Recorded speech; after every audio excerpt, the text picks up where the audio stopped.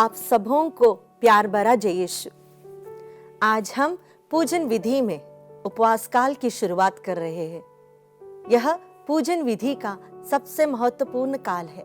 इस उपवास काल में हम अपने आप को पूर्ण रूप से प्रभु को समर्पित करते हैं, अपने जीवन को टटोलते हैं, हमारी कमजोरियों को, हमारे कमियों को हमसे दूर रखकर प्रभु के एक शिष्य बनने की कोशिश है। इसलिए पूजन विधि में जब उपवास काल आता है तब हमें यह एक चुनौती देता है कि हम ज्यादा से ज्यादा प्रभु के समान सोचे, बोले और अपने जीवन में एक नया परिवर्तन लाए। कई लोग सोचते होंगे कि 40 दिन का उपवास काल क्यों होता है। हम पुराने विधान में भी और नए विधान में भी देख सकते हैं कि 40 दिन को बहुत महत्व है। जैसे हम देख सकते हैं कि नूह के समय 40 दिन बारिश हुई, मूसा नबी 40 दिन पहाड़ पर उपवास करते रहे और उसके बाद ही उन्हें 10 आज्ञाएं मिली थी। योना नबी ने निनवे के लिए 40 दिन का एक आह्वान दिया था कि पापों से पश्चाताप करो और प्रभु के निकट आओ। इसलिए पुराने विधान में हम देख सकते हैं कई बार 40 का बहुत महत्व बताया गया है, लेकिन सबसे ज्यादा इंपॉर्टेंस हम देंगे प्रभु यीशु मसीह की 40 दिन के उपवास के लिए। प्रभु ने इन 40 दिनों उपवास किया और मरुभूमि में रहे। वे वहां पर अपनी सेविकाई शुरू करने के पहले पूर्ण रूप से प्रार्थना में पिता के साथ रहे।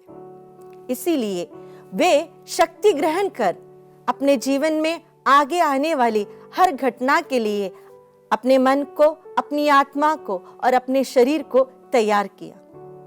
वे पिता से शक्ति ग्रहण करके अपनी सेविका के लिए आगे आए।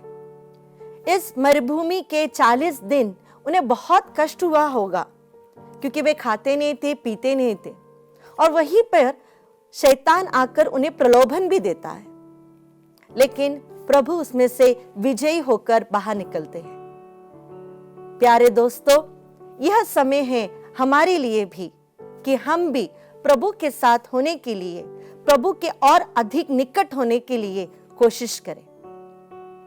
आज मां कलीसिया राख बुधवार मनाती है। राख बुधवार के दिन हम 2 चीजों पर ज्यादा फोकस देते हैं।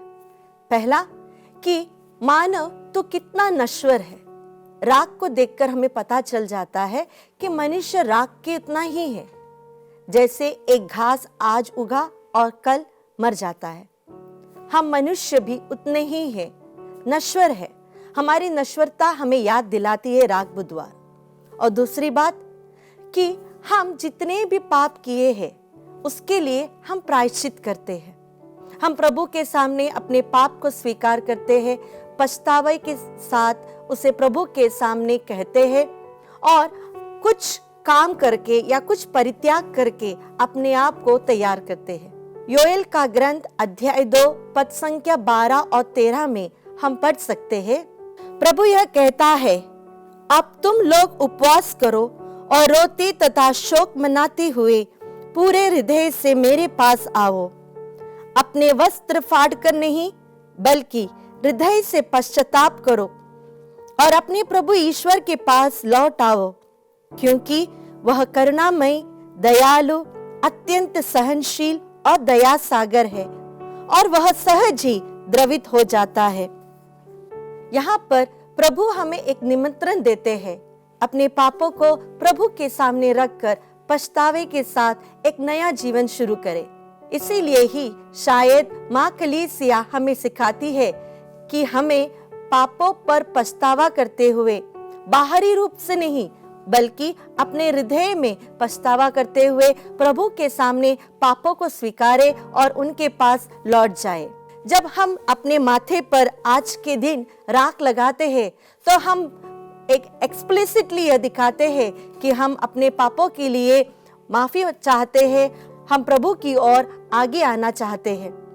प्यारे मित्रों, इस 40 दिन हम एक कोशिश करें कि हमारे पुराने जीवन को हटाकर अपने पापों पर पछतावा करते हुए प्रभु से अधिक प्रेम करें और प्रभु के वचन को हम सीखें। आइए एक कोशिश करते हैं कि इस 40 दिन हम एटलीस्ट कम से कम एक वचन सीखें, जिसे हम अपने जीवन में लागू करने की कोशिश करें। आज के दिन हम पढ़ेंगे संत पेत्रुस का पत्र अध्याय 5 पद संख्या 6। आप शक्तिशाली ईश्वर के सामने विनम्र बने रहे, जिससे वह आपको उपयुक्त समय में ऊपर उठाए। आइए प्यारे भाई और बहनों, हम प्रभु से आज के दिन यह आशीष मांगे। प्यारे प्रभु जी, हमें यह आशीष दीजिए कि आपके सामने विनम्र होकर, हृदय में प्रेम भरकर आपके पास वापस लौट आए। यही हम प्रार्थना करते हैं हमारे प्यारे प्रभु यीशु ख्रिस्त के द्वारा। आमीन। सबों को जय यीशु।